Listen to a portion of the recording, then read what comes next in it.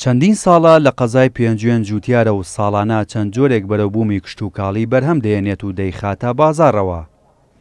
هادی ڕەسوڵ جوتیارێکی ناحەی گەرمکە ئەو لە کاژمێر 3 بەیانیەوە هاتووەتە عەلوەی سلێمانی تا ئامادەکردنی ئەم ڕاپۆرتە بە دیار بەرهەمەکەیەوە کە تەماتەیە دانیشتووە و نەیفرۆشتووە.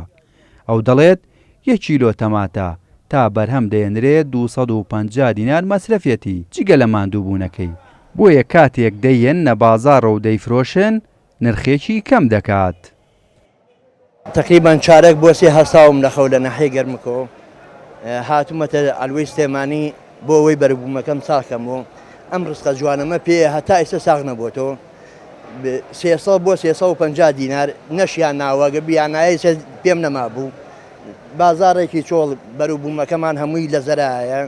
ئەمە لەسەر فەلاح هەموو فەلاحی منتیقەی پێنجۆن ئەزانێت کە کیلۆی 250 دینارەکەوێت لەسەر فەلاح. یعنی بە سنووقۆ بکرێت سیارەوە بێ ئەوەی زەوی بە ئیجارەگرین بێ ئەوەی کە ئەو هەموو فەلاحەکان ئەزانن کە چۆن ئاوەیەرین چۆن ئاو دابینەکەین. نیوەی حەفرمان وشک بووە نیوەی فەلاح هەر هەمووی لە زەرایەگە حکومەت هاوکاریمان نەکا بەرەبوومان بۆ ساغ نەکاتەوە بەڕاستی هەر هەمووی ماڵوێران بووە. جەبار عارف کە لە عەلوەی سلێمانی کاری کڕین و فرۆشتنی بەرهەمە کشت و کاڵەکان دەکات و دەڵێت زیاد لە پێویست بەرهەمی ناوخۆییمان هەیە و پێویستە حکومەت یاریێم کار بکات بۆ بە بازارکردنی بەرهەمە ناوخۆییەکان.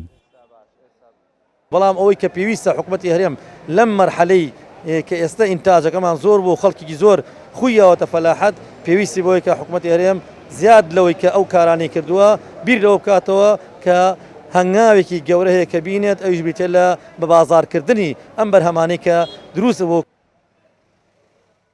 جێگری بەڕێوەبەری کشت و کاڵی سلێمانی دەڵێت ئەگەرچی بڕیاری دامەزراندنی تاقیگەی مەرکەزی لە پارێزگاکان دراوە بۆ بەرهەمە کشت و کاڵەکان بۆ ئەوەی ڕەوانەی وڵاتانی دەرەوە بکرێت بەڵام تا ئێستا جێبەجێ نەکراوە و پێویستە بە زووی جێبەجێ بکرێت.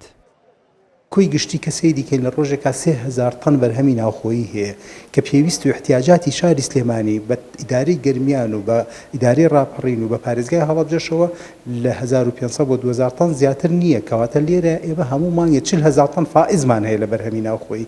ئەمە واکە عەرز و تەڵەب لە بازاڕەکانە نرخی بەرهەمەکانی سەوزە دائەبەزێ.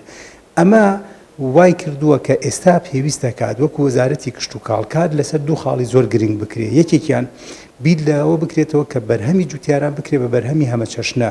کاتێک کە تۆ خەیاری تاجەکەی هەمە چەشنە خەیاری تاجکەی 2 بەرهەمەکانمان وا لێ بکرێت بە شێوەیەک بێت کە تەوزیعی جۆغرافی بەرهەمەکان بکەین ببێ بەوەی کە ئێمە لە یەک کاتا بەرهەمەکان هەمووی بێکەوە پێ نەگاو نەکەوێتە بازاڕەوە. ئێمە ئیش لەسەر ئەوە بکەین کە وەزارەتی کشت و کاڵ تاقیگا دابمەزرێنی ئەو تاقیگایانە تاقیگەی باوەڕ پێکراوە و ڕفرێنس بن و لەگەڵ وزارەتی پلاندانانە کاری لەسەر بکرێ و بڕوانامەی نێودەوڵەتیان هەبێت تا بتوان لە ڕێگەی فڕۆکەخانەکانەوە بەرهەمەکانمان هەناردەی دەرەوە بکەین. گرنگیدان بە کەرتی کشت و کاڵ و زیاتر هاوکاریکردنی جوتیاران و پاڵپشتیکردنیان لەلایەن حکومەت یاریێم و وەزارەتی کشت و کاڵەوە شارەزایانی بواری کشت و کاڵ بە پێویستی دەزانن چونکە خاچی هەرێم بەپیتە و ئاو هەواکەشی گونجاو بۆ بەرهەمەکان و دەتوانرێت وەک سەرچاوەیەکی سەرەکی داهات هاوشێوەی نەوت پشت بە کەرتی کشت و کاڵیش ببەسرێت. ساڵ لە دوای ساڵ هاوڵاتیان یاریێمی کوردستان زیاتر ڕوو لە کەرتی کشت و کاڵ دەکەن و ئەو کەرتە ئەبوژێننەوە. بەڵام ئەوەی نیگەرانی لای ئەوان دروست کردووە ساغ نەبوونەوەی بەرهەمەکانیانە لە نێو بازاردا و داوا دەکەن گرنگی بە بەرهەمەکانیان بدرێت و ڕەوانەی وڵاتانی دەرەوە بکرێت. هێمن کەمال، کوردسات نیوز، سلێمانی.